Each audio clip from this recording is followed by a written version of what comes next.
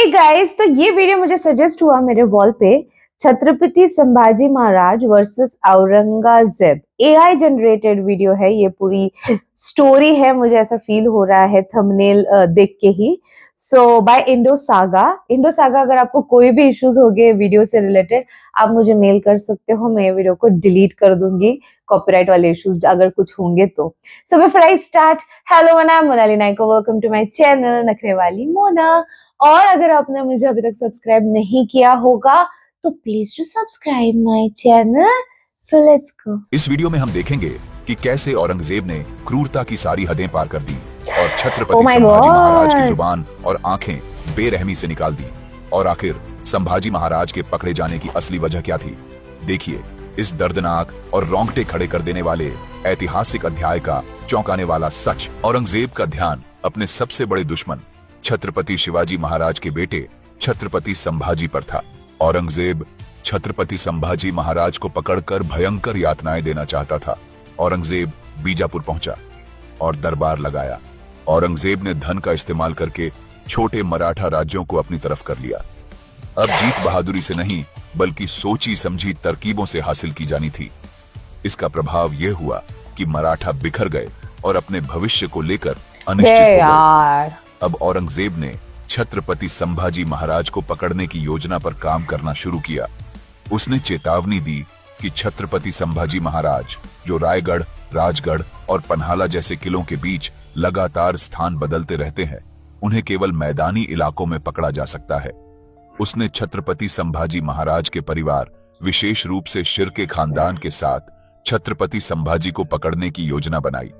औरंगजेब ने छत्रपति संभाजी महाराज और कालश के बीच के गहरे बंधन को उनकी कमजोरी माना और इस मौके का फायदा उठाने की रणनीति तैयार की। मुगल सम्राट ने मुकर्रब खान को कोल्हापुर में तैनात किया, जिससे वह पन्हाला के पास छत्रपति संभाजी महाराज को पकड़ सके।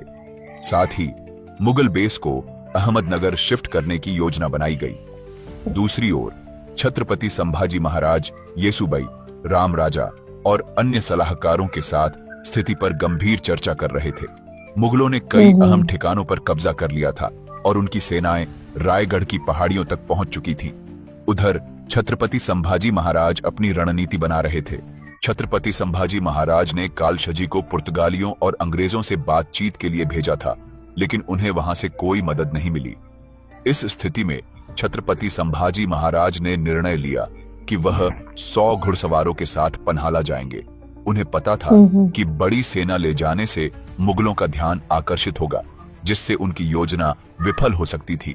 छत्रपति संभाजी महाराज पन्हाला के लिए रवाना हुए, यह जाने बिना कि मुकर्रब खान कोल्हापुर पहुंच चुका है। मुकर्रब ने अपने जासूस रायगढ़, पन्हाला और आसपास के इलाकों में फैला दिए थे ताकि छत्रपति संभाजी महाराज को गिंजी या वेल्लोर की ओर बढ़ने पर घेरा जा सके। छत्रपति संभाजी महाराज की पन्हाला तक की यात्रा बिना किसी बाधा के पूरी हुई। वहां उन्होंने कालश को बचाया। छत्रपति संभाजी महाराज ने सोलझाई देवी के मंदिर जाने की योजना बनाई। कोंकण के सामंत भी मुगलों के अधीन हो गए थे। पुर्तगाली इस संघर्ष को और कठिन बना रहे थे। घटते संसाधन और बढ़ते खर्च छत्रपति संभाजी महाराज के सामने बड़ी चुनौती थे। विशालगढ़ से उतरते हुए छत्रपति संभाजी महाराज ने संगमेश्वर में अपनी सेना को पुनर्गठित करने की योजना बनाई। घने जंगलों और खड़ी चट्टानों से होते हुए छत्रपति संभाजी महाराज कोंकण पहुंचे, जहां उनकी घुड़सवार सेना घाटी के नीचे इंतजार कर रही थी। दूसरी ओर मुकर्रब खान ने कोल्हापुर के पास हजारों घुड़सवारों के साथ डेरा डाला हुआ था।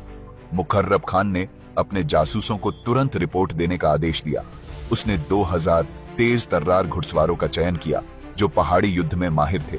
कोल्हापुर और पन्हाला के पास मराठा जासूस लगातार मुगल शिविरों पर नजर बनाए हुए थे। इन इलाकों में हलचलें सामान्य थीं, लेकिन मुकर्रब खान सतर्क था। वह जानता था कि कोंकण और बेलगाम के पहाड़ी क्षेत्रों में भारी घुड़सवार सेना या हाथियों का उपयोग असफल साबित होगा। छत्रपति संभाजी महाराज देवरुख पहुंच गए। इसी दौरान मुकर्रब खान को सूचना मिली कि पन्हाला से देवरुख की ओर एक छोटी मराठा टुकड़ी जाती हुई देखी गई। उसने अपने जासूसों को जांच का आदेश दिया। इसी बीच मुकर्रब खान अपने 2000 घुड़सवारों के साथ संगमेश्वर के जंगलों में छत्रपति संभाजी महाराज को फंसाने के लिए आगे बढ़ रहा था। देवी के दर्शन के बाद छत्रपति संभाजी महाराज संगमेश्वर के लिए वापस रवाना हुए। मराठा शिविर के पास पहुंचने पर गार्ड ने उन्हें बताया कि पन्हाला की दिशा से मुगल आते देखे गए हैं। सरनोबत घोरपड़े ने खतरे को भांपते हुए छत्रपति संभाजी महाराज से अनुरोध किया कि वह 200 सैनिकों के साथ संकरी पहाड़ी पगडंडी से निकल जाएं। लेकिन तभी छत्रपति संभाजी महाराज को पता चला कि कालश पास की पहाड़ी पर अब भी अनुष्ठान कर रहे थे। चेतावनियों के बावजूद छत्रपति संभाजी महाराज उन्हें लाने के लिए वापस लौटे। कालश देखते हैं कि वे मुगल घुड़सवारों से घिर चुका है और वे तलवार लेकर शहर की ओर भागते हैं। छत्रपति संभाजी महाराज को ढूंढने के प्रयास में एक तीर उनके कंधे में आ लगा और वे जमीन पर गिर पड़े। इस बीच मुखर्रब खान की सेना ने मराठा शिविर पर हमला कर दिया। मुगलों ने सैनिकों का निर्दयतापूर्वक कत्लेआम किया। सरनोबत घोरपड़े ने इस लड़ाई में वीर गति को प्राप्त हुए। जब छत्रपति संभाजी महाराज संगमेश्वर लौटे तो उन्होंने पाया कि पूरा कस्बा दुश्मन की सेना से घिरा हुआ था। हालात की गंभीरता को भांपते हुए उन्होंने सरदेसाई के घर में शरण ली और अंतिम लड़ाई की तैयारी शुरू की। छत्रपति संभाजी महाराज कालश की चीख सुनकर सरदेसाई के घर से बाहर निकले, लेकिन तुरंत ही मुगल सैनिकों से घिर गए। मुखर्रब खान के सैनिक हर घर की तलाशी ले रहे थे, लोगों को बाहर खींचकर जंजीरों में जकड़ते जा रहे थे। जब मुखर्रब की नजर छत्रपति संभाजी महाराज पर पड़ी तो उसने औरंगजेब द्वारा भेजे गए चित्र से उनकी पहचान की।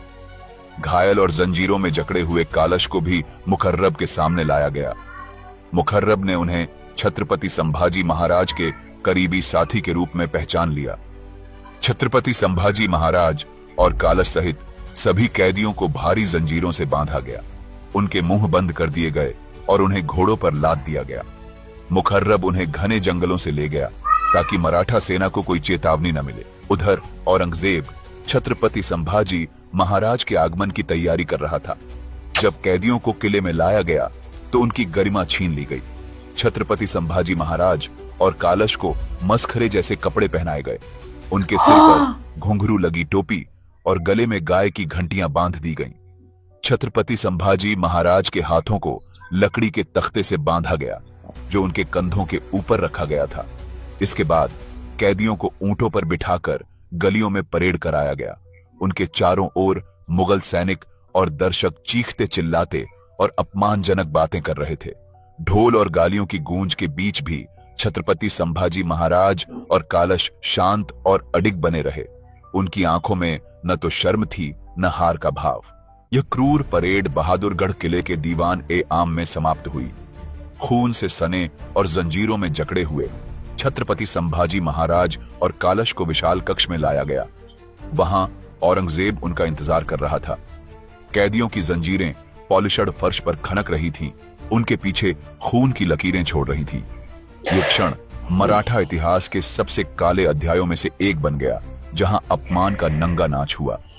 दीवान-ए-आम में खड़ी भीड़ के बीच छत्रपति संभाजी महाराज की नजरें औरंगजेब से मिलती हैं। तमाम अपमान और पीड़ा के बावजूद छत्रपति संभाजी महाराज को समर्थ रामदास की सीख याद आती है, कुछ क्रोध रखो, कुछ धैर्य बचा लो। दूसरी ओर औरंगजेब अपनी जीत पर गर्व करते हुए अल्लाह का शुक्र अदा करने के लिए घुटने टेकता है। उसी समय कालश ने मौके का फायदा उठाकर एक शक्तिशाली कविता सुनाई। राजन, आप हो रक्त के देवता, आपको देख बादशाह ने अपना तख्त छोड़ दिया और घुटनों पर झुक गया, इसे उसका सम्मान मानो। इस काव्यात्मक विरोध से औरंगजेब आग बबूला हो गया और उसने तुरंत कैदियों को वहां से हटाने का आदेश दिया। छत्रपति संभाजी महाराज अंधेरे काल कोठरी में पड़े थे, शारीरिक रूप से टूटे हुए लेकिन मानसिक रूप से अडिग। अपने पिता की शिक्षाओं से प्रेरित होकर उन्होंने मराठा जनता के दिलों में स्वतंत्रता की लौ जलाने की कल्पना की। औरंगजेब सामने खड़ा हुआ। छत्रपति संभाजी महाराज मुस्कुराए और उनकी यह मुस्कान औरंगजेब के गर्व को चोट पहुंचा रही थी। औरंगजेब ने उन्हें उकसाने की कोशिश की, उनके वंश और उनके पिता से कथित गद्दारी का जिक्र किया, लेकिन छत्रपति संभाजी महाराज पर इसका कोई असर नहीं पड़ा। छत्रपति संभाजी महाराज अपने सामने खड़े औरंगजेब को पलटकर उसके अत्याचारों की गिनती करवाते हैं। सरमद और गुरु तेग बहादुर को यातनाएं देने से लेकर पूरे हिंदुस्तान में फैलाए गए क्रूरता और रक्तपात तक उन्होंने उसकी हर निर्दयता का उल्लेख किया। उनकी बातें औरंगजेब को झकझोर देती हैं। इसके बाद छत्रपति संभाजी महाराज को बेरहमी से पीटा जाता है। एक सप्ताह गुजरता है। छत्रपति संभाजी महाराज और कालश को इस्लाम और मुगल साम्राज्य के खिलाफ अपराधों का दोषी ठहराया जाता है। मुख्य काजी उन्हें 15 दिनों की सार्वजनिक यातना और अपमान के बाद मौत की सजा सुनाता है। सजा के दिन छत्रपति संभाजी महाराज को सार्वजनिक मंच तक घसीट कर ले जाया जाता है। उनके चारों ओर भीड़ हंसती और चीखती हुई जमा थी। जुल्फिकार खान झल्लादों के साथ लाल लाल अंगारे और लोहे की चिमटियां लिए मंच पर पहुंचता है। औरंगजेब पास के एक तंबू से तमाशा देख रहा था। छत्रपति संभाजी महाराज आने वाले अत्याचारों के लिए खुद को तैयार करते हैं। जुल्फिकार खान के झल्लाद अपने उपकरण लेकर आगे बढ़ते हैं। छत्रपति संभाजी महाराज के चेहरे पर हल्की सी मुस्कान उभरती है। छत्रपति संभाजी महाराज का मुंह जबरन खोला जाता है। उनकी जीभ को लाल गर्म चिमटियों से पकड़ा जाता है और उसे जड़ से खींच लिया जाता है। औरंगजेब इसके बाद छत्रपति संभाजी महाराज की आंखें निकालने का आदेश देता है। रायगढ़ में महारानी येसुबाई को छत्रपति संभाजी महाराज की निर्मम हत्या की खबर मिलती है। उन्हें बताया जाता है कि पहले उनकी जीभ खींची गई, फिर आंखें निकाल ली गईं और अंत में कोरेगांव में उनके अंग एक एक कर काट दिए गए। छत्रपति संभाजी महाराज के 9 वर्षों के शासन का अंत खून और बलिदान में हुआ। येसुबाई अपने दुख को राष्ट्र के लिए हथियार में बदलने की शपथ लेती है। पूरे दक्कन में एक मौन क्रांति उभरने लगी। किसान, कारीगर, आदिवासी और यहाँ तक कि जो मुगलों से दगा कर चुके थे, सभी में छत्रपति संभाजी महाराज के अपमान का बदला लेने की आग जल उठी। छत्रपति संभाजी महाराज की निडर मृत्यु ने ऐसी आग भड़काई जिसे कोई मुगल सेना बुझा नहीं सकती थी। इस वीडियो को देखने के लिए धन्यवाद। मिलते हैं शनिवार को। प्लीज लाइक करें, शेयर करें और सब्सक्राइब करें। जय हिंद, जय भारत। मैंने जब वीडियो स्टार्ट हुआ था तभी मुझे पता चल गया था कि मैं शायद एंड तक, मतलब मेरे को वो यातनाएं जब भी मैं सुनती हूँ मेरे को बहुत अलग फील होता है। मेरे को अभी हेडेक होने लगा है और बहुत ज्यादा खतरनाक लेवल पे। वो हाँ, यहाँ तक आ जाना, बोलते ना आंसू आपके जैसे तैसे कंट्रोल कर रहे हो, मुझे वैसे फील हुआ अभी लिटरली। इतनी यातनाएं, इतना सब कुछ एंड ऑल हमारे छत्रपति संभाजी महाराज को दिया, एंड फिर भी कुछ लोग औरंगजेब को कैसे मानते हैं एंड उसकी वाहवाही कैसे करते हैं, मुझे समझ में नहीं आता। Don't you see this? इन्होंने तो फिर भी वो चिमटा वाला एक शॉट दिखाया, उनकी नेल्स निकाल दी गई, उनकी स्किन निकाल दी गई थी। मतलब बहुत बहुत ज्यादा खराब था यार वो, सीरियसली। आई डोंट नो, मतलब मेरे को पहले लगा it is just like the ऐसे इतना नहीं बताएंगे शायद वीडियो में, और जिस तरीके से स्टार्ट हुआ मेरे को तब यहाँ पे से तो बहुत दर्द होने लगा ऑल ऑफ सडन। बिकॉज मैं जब हमारे छत्रपति शिवाजी महाराज, छत्रपति संभाजी महाराज ऐसे ऐसे ऐसे कुछ भी रिलेटेड वीडियोस होंगे ना, तो I get emotionally connected to that video very much. मैं उसमें घुस जाती हूँ पूरी तरीके से, बिकॉज वो हमारे लिए हमारे भगवान है यार। उन्होंने इतना सारी चीजें की है हमारे लिए। कुछ लोग लाइक लिटरली भूल चुके हैं, ऐसा फील होता है।